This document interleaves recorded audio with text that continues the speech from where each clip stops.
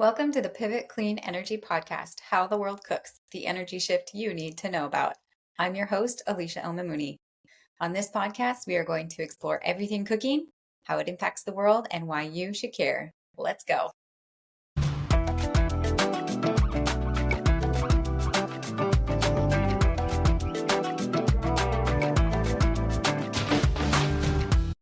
Kristy Moore is a leading authority on motor fuel quality, regulatory, safety, and environmental aspects, specializing in renewable and alternative fuels. Kristy is well known and respected throughout the industry for her depth of knowledge and expertise on gasoline and gasoline-ethanol blends. She is continuously developing opportunities for increased renewable fuel and chemical usage in domestic and global markets. Very active in ASTM International, she chairs the DO2 Petroleum Products, Liquid Fuels, and Lubricants Subcommittee 93 on international standards and related activities, and chairs a subcommittee in Committee E48, Bioenergy and Industrial Chemicals from Biomass.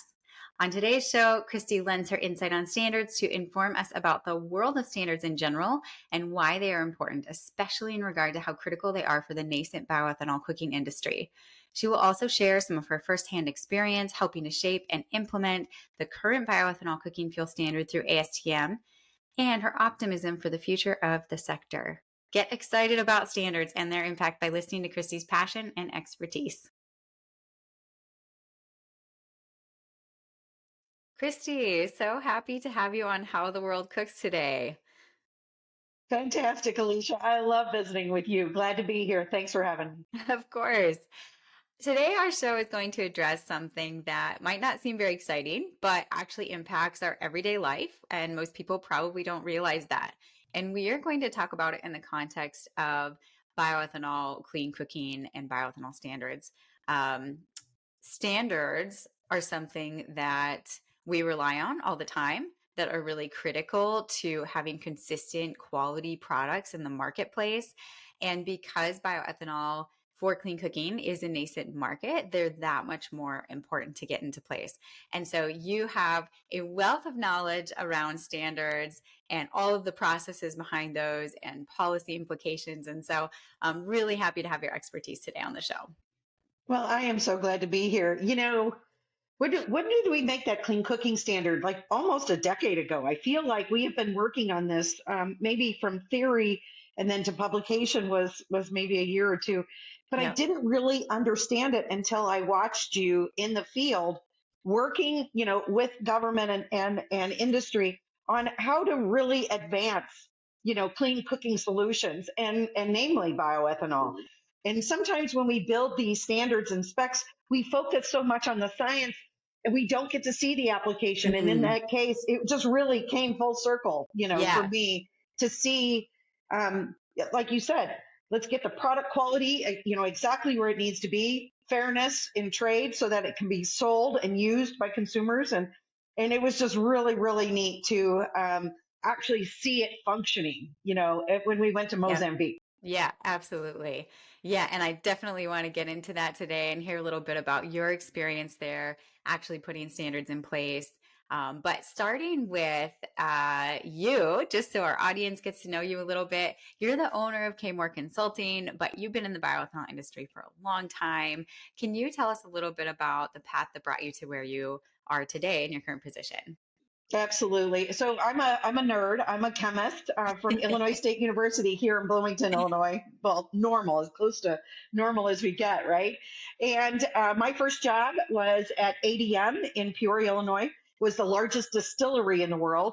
It was an absolute awesome experience. I still have like great bestest friends from my first days there in 1994. This is my 30th year. Can you believe that? Awesome. I'm like either the smartest person or maybe a little slow. I don't know. But there at the distillery, we made about 70 different grades of product. We made it for fuels, and we made E85. We supplied all the military bases all through the 90s. It was fabulous experience. And then we would also make ethanol for all the industrial applications. We were the first supplier to hand sanitizer, which became a big thing, right, in the pandemic. COVID, yeah. I know, right? And then we made ethanol for pharmaceutical use, lotions, hairsprays, soaps, etc. And then, of course, we made it for drinking and, do you know what I mean, some other liquor type applications. So it was a fabulous experience. We shipped ethanol all over the world. I got a huge experience there. And then ADM promoted me, and I went to Decatur, and I worked at the big wet mill down there, making all the sweeteners and all the feed products. It was an amazing experience. And in that same time, ethanol for gasoline blending was truly an air quality solution, just as it is today. But as we reduced, 30% of the tailpipe emissions, ethanol really expanded from not just summer air quality, but really we extended it as a cheap, clean octane improver. And then we went on to, today's use for ethanol is not, still air quality, it's still octane, but it's greenhouse gas and really Hmm. addressing some of these climate issues and air quality issues that we have around the world. Absolutely. Yeah. So, what specifically do you do for the bioethanol industry today, like on a day to day basis? It is hard to explain that. I'm a problem solver, but I know. I Yeah. also, we come up with these great uses for ethanol. And if we don't know what type, what quality, what quantity, those kinds of things, like I follow the physical gallon around the world. So Hmm. I want to make sure that wherever ethanol is going for whatever application, that it's the right quality for the commercial trade, right? And then for the ultimate, experience by the consumer, whether they're putting it in their gas tank, they're putting it in their kitchen, right, Yep. to cook their food with, whether we're using it for hand sanitizer or whether we're having a cocktail or, do you know what I mean, a liquor application. So Yep. my job is to make sure that I can facilitate that commerce, that ethanol is shipped safely, effectively, efficiently. And so I work on standards, right? So that governments can recognize the product. It can go into their commerce, whether it's in their gas tank or whether it's, in their hairspray or wherever it's going. Hmm. Um, make sure that it's perfect for the application at the right, at the agreed upon price and quantity. Yep. So I work with federal governments, both domestic and abroad. I work in all 50 of the United States. I work in about 20 countries. And so I work on safety issues like making sure that ethanol flammability is respected and that we get our product, right to the customer without any safety concerns. I work with commercial folks to make sure that they've got all the opportunities. There's some governments that if you don't have a standard, it can't be sold for commerce. Hmm. And so I help develop standards. Like when you came to us and said, hey, we need a standard for ethanol for cooking fuel. It's not quite the fuel application. It's not quite some of these pharmaceutical or other beverage food applications. It's somewhere in the middle, and we need a standard specific to it. And so Hmm. that's what we did. And I pooled, brought in a bunch of experts on this topic, and we put our heads together. And it took us about a year, of negotiating every parameter, because there's a dozen or so parameters that ethanol must meet in order for it to be fit for use, right? For cook Yep. stoves and cooking appliances. And so it was really, a huge educational piece. And we put all the experts in a room and really hashed it out and came out with this incredibly robust. There's a lot of extra information in there for the reader to educate them. There's information in there for the governments so that they don't tax it, like overtax it or undertax it, so Hmm. that it's, appropriately, enters the marketplace, and it's everybody has a great experience with it. Yeah. No, thank you for that great description of kind of how standards work, how they play a role in the industry. It's obviously critical for commerce and for international trade. And you kind of alluded to that process. You're on several committees at ASTM and, obviously very knowledgeable about standards, especially around bioethanol. Can you just, for those who don't know, explain what ASTM is and kind of what a standards organization does? Absolutely. I'm probably the most active in ASTM, but I think I've got an alphabet soup of about 15 standards organizations, whether it's Underwriters Laboratory or the National Fire Protection Association, et cetera, et cetera. But ASTM International is a globally recognized expert body. The society itself, I think, has about 30,000 members. I belong to about 6 or 7 of their committees that I'm really active in, on sustainability, on biomass conversion, on, petroleum products, liquid fuels. I do coal and coke because some of our biomass as fiber can be used as an energy source, right? So Mhm. we make standards and make sure that we can use those products. But ASTM International is a standards developing organization. It's a nonprofit that operates around the globe. They've got, I don't know, 30, 40 memorandums of understanding, MOUs, in place to help governments facilitate commerce. And it's really about describing products that can then be sold, that can then be used by the consumer. And I've been there 20 years, maybe, I think.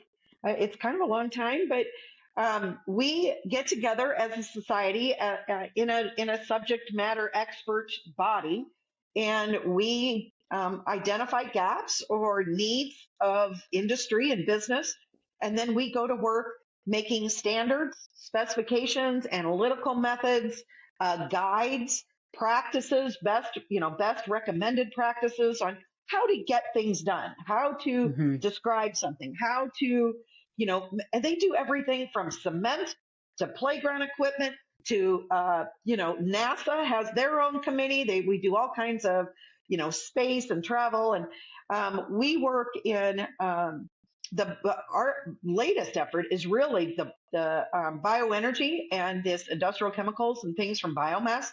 That committee is expanding by leaps and bounds Mhm. because the pressure is to address this climate change and to get renewable, more sustainable products into the marketplace.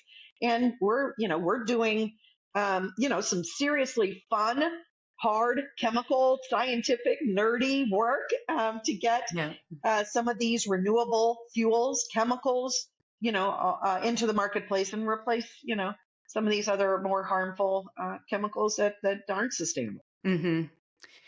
Yeah, it's super important as we begin to transition that we start to have some of those standards in place to help the industry grow appropriately. And you're obviously very familiar to the transportation industry, but you were also really helpful in getting our bioethanol cooking standard pushed through, and the whole process within ASTM. And I think a lot of these other standards organizations are so great because they rely on a lot of that expert input. They talk to Yep. private sector, they talk to people on the ground using the products, and really make sure that the standard that ends up being in place is appropriate and fit for purpose. And also, it's always amendable. So you can always Yep. put input back into the system. And it really is this collaboration of volunteers who are doing their best to create safe, quality standards. Yes, absolutely. And they are living documents, right? Hmm. We publish the document. It's on a 5-year automatic renew cycle, but because this is such a growing industry, I think we're looking at these documents, every month, every three Yeah, months, making sure that the information is clear, concise. When you and I are working around the globe, it's got to be translatable. So we can't use exactly. slang. We can't use like industry terms necessarily, right? Because it's not translatable. It doesn't Right. translate into other languages appropriately. And so we're always looking for additional input, and we show them the standards. And ASTM International has been fantastic to us in that they facilitated discussions for us, right? Hmm. People are constantly approaching them. How do we get ethanol as a cooking fuel? How do we get ethanol as a transportation fuel? Who can we talk to? And because all the experts are in the room, policy, operations, manufacturing, transportation, and consumers, we can reach into this data or into this bank of experts and find an answer. It's Yeah, really a pretty amazing group of colleagues that we have here. it is. Yeah. You're on our advisory council, which is part of the reason why you got pulled into helping with some of these standards adjustments. And as you mentioned, this standard was originally put in place and started maybe 10 years ago. And then you Yeah. worked recently with Pivot to amend and ratify ASTM E3050, which is the bioethanol cooking fuel standard. Can you just tell me a little bit about like some of the key elements that were adjusted, or that kind of that process of keeping it a living document, making sure that we have the right information in there? Well, ethanol is heavily regulated, right? Because it can be used as a beverage, a liquor. And so we put denaturants in it, but we want to make sure we put the right denaturants in it, right? We are a solution to an air quality problem. And ethanol, bioethanol for cooking fuel, you know, seeing those bags of charcoal on the side of the road when we were in Africa was just really eye opening for me. And Hmm. to know that we can provide them with a clean cooking solution, that they're not breathing in toxics and they're not breathing in soot and other, particulate matter, et cetera, that this is really a solution. But we have to make sure that we include information so that, the exporters and importers, that they know exactly what the product is, that it doesn't need to be overly taxed, that it is fit for purpose, that it's going to be handled safely. We're always making sure that we have the right information and it's not buried on page 8, Hmm. that Yeah. it's really upfront and that the scope is there and that we're, telling the reader of the document exactly how the product can be used and what it's used for, and what should they expect, right? Hmm. What should this product look like, feel like, touch like, analytical? What does this product need to, what does it need? What are the characteristics that it needs in order for it to, be used effectively in stoves or in engines or et cetera? Hmm. And as you and I re-reviewed this, I think just either late last year or early this year, we took a look and said, okay, are there similarities to ethanol that can be used for road transport, right? Because we can get economies of scale, we can get better supply, cheaper supply. Hmm. Can we integrate the two standards? Is there an overlapping area where we can provide, the marketplace with one product, but for several applications? And I thought that was Exactly. really an eye-opening, exercise for you and I to compete or to complete. But then we took it and explained this to a few government agencies around the world, and I don't know that people understood that until Hmm. you and I did that. Right.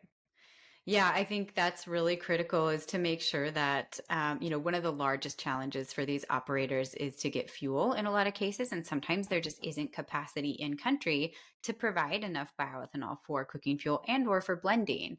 But if countries are interested in pursuing blending economies, getting that fuel into their transportation, and also looking at clean cooking opportunities, it's a really great option for them to be able to bring one fuel into the port and put it into two different applications. Yep. And as you mentioned before, we put specific language in there to make sure that it was very clearly not going into the beverage industry, and that was to help eliminate some unnecessary taxation that often goes along with beverage grade Right. alcohol.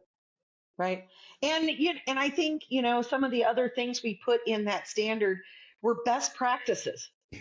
Okay, when you see ethanol for a cooking application, it can have a blue dye. It can do Hmm. this. It can have this much water. It can have, some of these elements that are what I consider more experience, right? Like real world experiences. And Right. we put those in the document for those folks that maybe have never, right? That we're introducing this as a solution for some of their air quality and some of their domestic issues, right? As Hmm. far as clean energy, in order to just sustain life, right? We're cooking with this product. Yeah. And so I think that's one of the best things about ASTM is that we are focused on facilitating commerce, but also keeping, important elements such as clean air and and supply, and we can check the box on so many of those things and include that information in the standard. Yeah, And exactly. yeah, it's pretty nerdy. It is. It's scientific, and we do have a lot of things. But I think we also put, just common sense and some general practices in there that really are helpful, right? Help them understand and that not be afraid of the product, right? Everybody's Exactly. always just a little afraid of new things, right? And trying new things.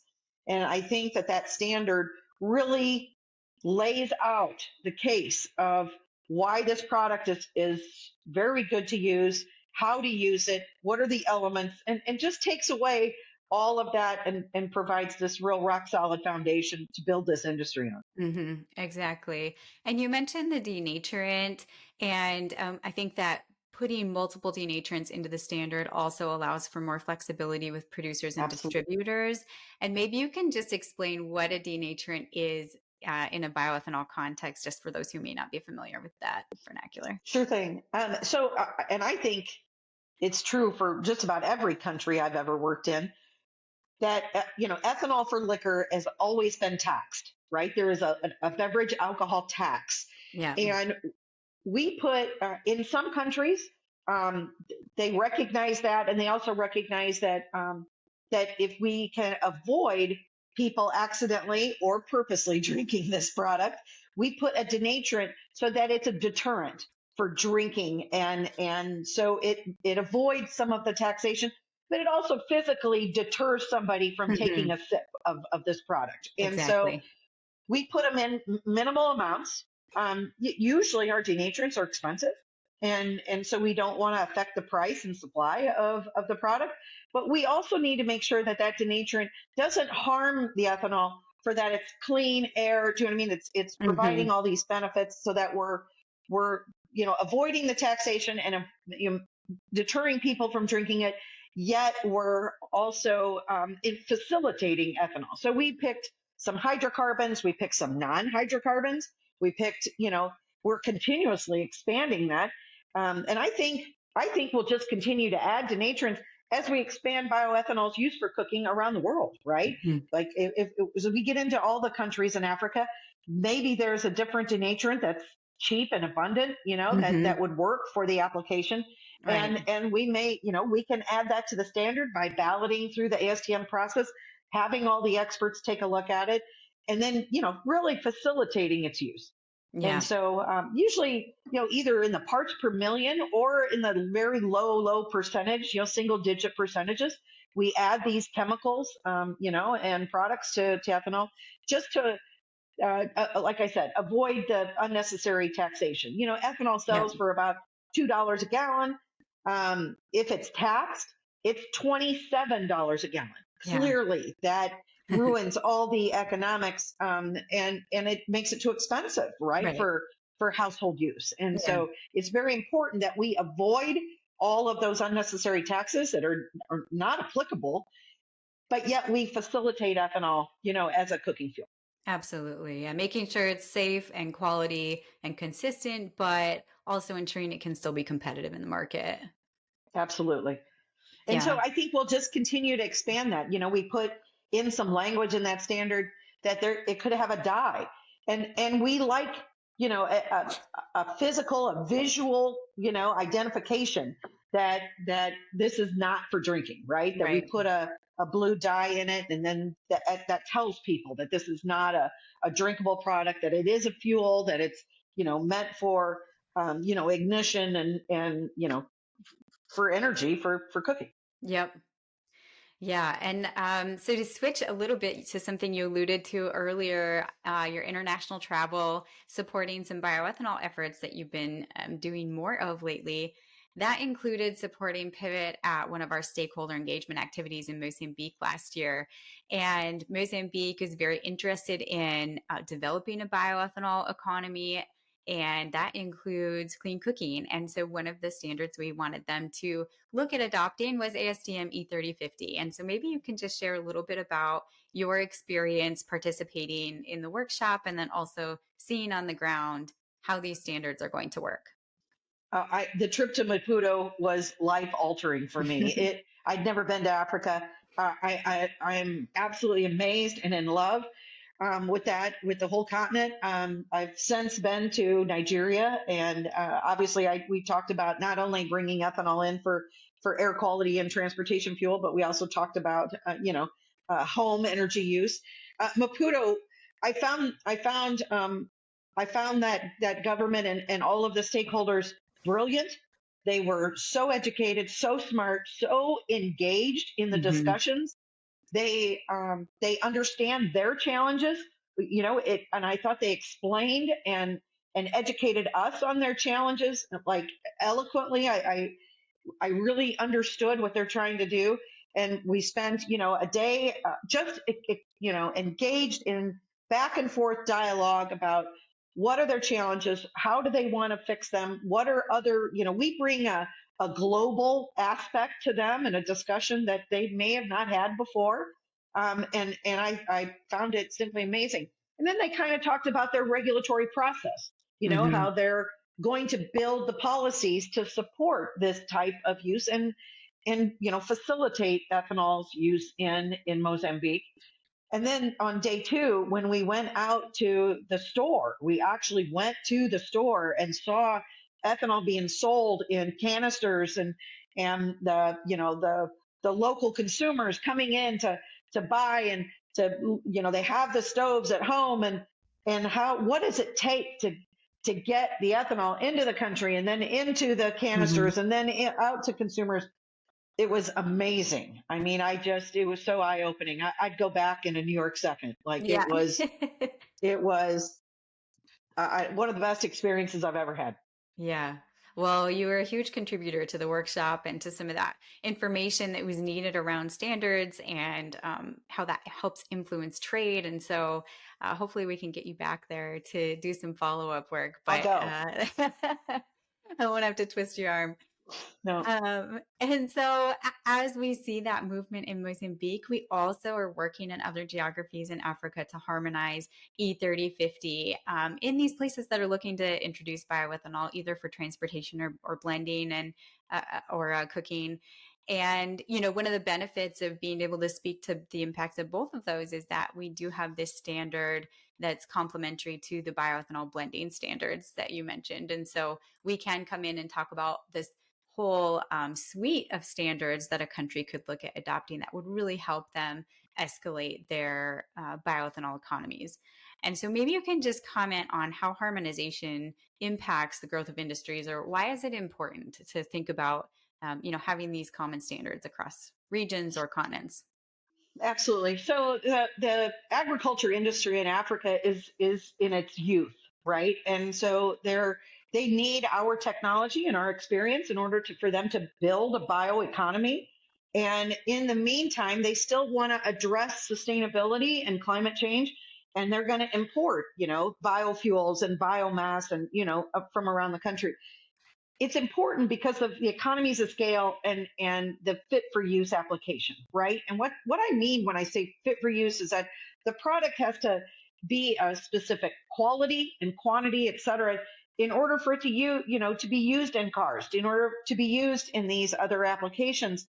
And if every country picks a different standard, you end up with a hodgepodge and do you know what I mean? A huge basket or market with different standards, and that's not fungible, right? And Hmm. so it's important that we recognize that if we're going to send a ship quantity, right, the transportation costs are going to be so much lower than if we try to ship a barrel or we try to ship an ISO container, and then it can be used, border across borders, and it's the same product, and they get better, cheaper, the business of the bioeconomy and the price is a big issue, especially in developing countries across Hmm. Africa.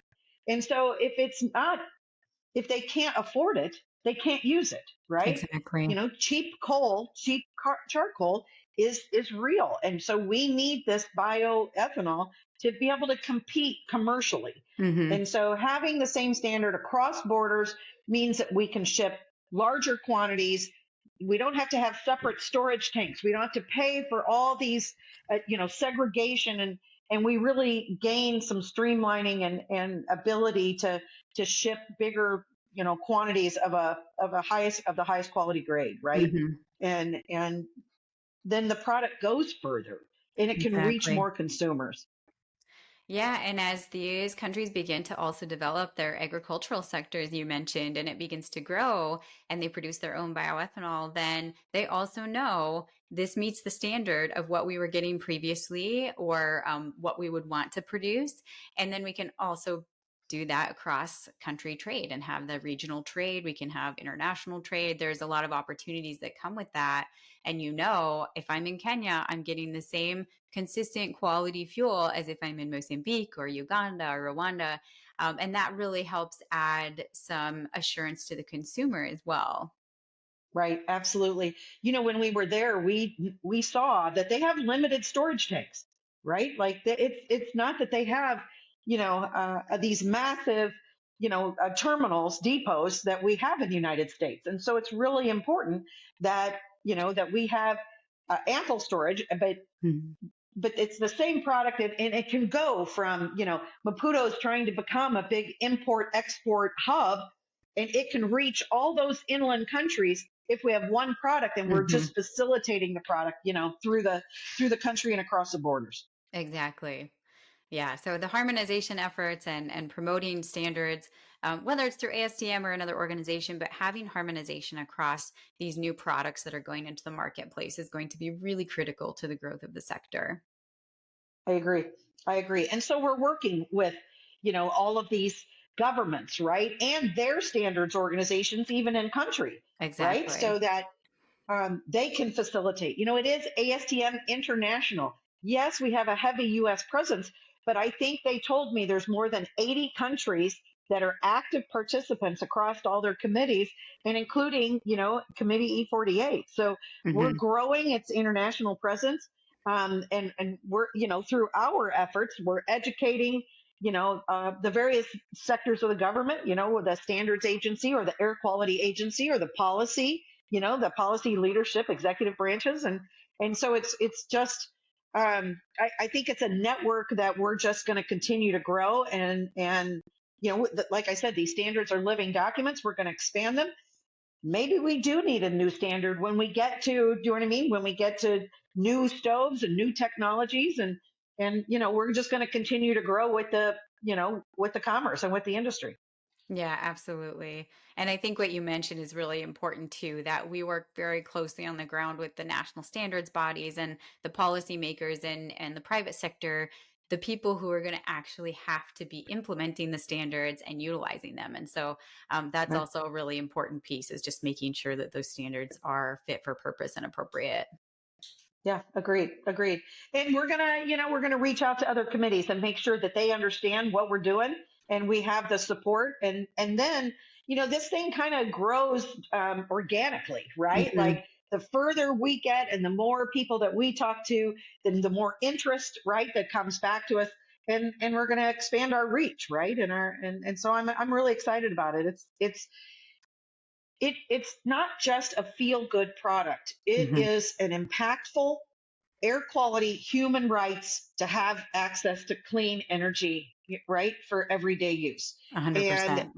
and I am an environmentalist at heart, right? I mean, I believe in agriculture. I think we have so much untapped potential. I'm a farm kid here from Illinois, and I see the benefits as we grow our, agriculture sector, and expand the products. And, you know, ethanol for cooking and energy use, like that I think we're just so young, right? Like we're still in our youth, and we're getting our feet underneath us. And it's really amazing that I can't wait for this industry to just, do you know what I mean? Just to blow up, to just grow Skyrocket. and grow and grow, right? Skyrocket.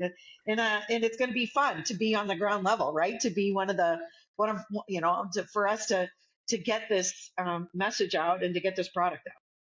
Yeah, I couldn't agree more. And I think you did such an amazing job summing that up. Uh, I think we actually made a standards conversation exciting, Christy. Yay! They tell me, Thanks to Christy, you. they're like, you're so far down in the weeds on these things, and nobody understands what you're talking about. And I'm like, no, it's so important. And if you can't tell, I might be a little passionate about it, Yeah, right? I Just, mean, just I a knew little if I, passionate. yeah, and I knew if I had to make standards exciting, I had to get you on to talk about it. Oh, you're too nice. You're too nice. But yeah, it is. It's, I'm not the smartest scientist, but we've got some of the very best, business development folks like you. You're passionate about, you're smart, you've got the connections, and you know how to pull a project together. And then you bring in the nerds, the scientists like us, in to help, just to get the product out and to make sure they understand it. And then it makes the market grow. And Yeah, it's just a really exciting time, right? To, it to be is. in, to be in this It business. it is really exciting time. Well, we're almost toward the end of our session, but I always end on a cooking or food related question. So I want to know from your more recent international travels, what has been the most interesting food that you've tried? I think when I travel, I love to eat their food, right? Like Yep. everybody's like, "Oh, how was the food?" I'm like, "It was absolutely amazing." I thought that restaurant that we went up on the side of that mountain. Do you know what I mean? We had breathtaking views of the sunset and the food. Well, the jollof rice in Nigeria was Yes. delicious, right? Yep. It was the J rice or whatever they call it. It was amazing, and sometimes I don't know that I knew what I was eating, but it was delicious, right? It was You don't ask. exactly. It was amazing. And they love to share their culture, right? Yeah. And I think that's just, I don't know, probably one of the most endearing. They're just so excited to show you, what they do, what they make, what they eat, how they live. Yep. And yeah, the food has been amazing. And I don't know. I think the kebabs and a couple of the other things that we had, and when we were in Maputo, were just amazing. And then we went down to the Gold Coast, remember, and Yeah. we had fantastic food outside, and thank you for ASTM for facilitating our adventure and our discussions there. So it was amazing. Yeah, well, I could not thank you enough for coming on today and sharing your expertise and all of your passion for this. I'm really excited to keep working with you on standards around bioethanol and see how much of an impact we can make. Absolutely, it's my pleasure. This is a great team to work with, and anything we can do to advance this, it's a humanitarian effort as well as do you know what I mean, climate change and all the great things. So I'm Yeah, excited. It's really interesting. awesome. Thanks, Christy. Appreciate you. Yes, all the time. Thanks, Alicia. Bye. Thank you so much for listening. With over a third of the world's population lacking access to modern solutions and cooking with solid and polluting fuels like wood, charcoal, and kerosene, there are huge global impacts in multiple sectors. Pivot is passionate about opening access to household energy options around the world that also lead to reduced emissions, improved health outcomes, environmental protection, greater purchasing power, gender equity, and so much more. Join us for these personal conversations with farmers, fuel producers, distributors, stove manufacturers, policymakers, and consumers to learn about the dynamics that influence how people cook around the world. Please reach out to us at hello@pivotcleanenergy.org to find out how you can get involved. And we'd also be grateful if you found this information valuable and pass it along to friends, family, colleagues, your mailman, your grocer, anyone you know, and find some way to engage. Don't forget to follow us on our social media accounts like LinkedIn and Twitter. Check out our website at pivotcleanenergy.org.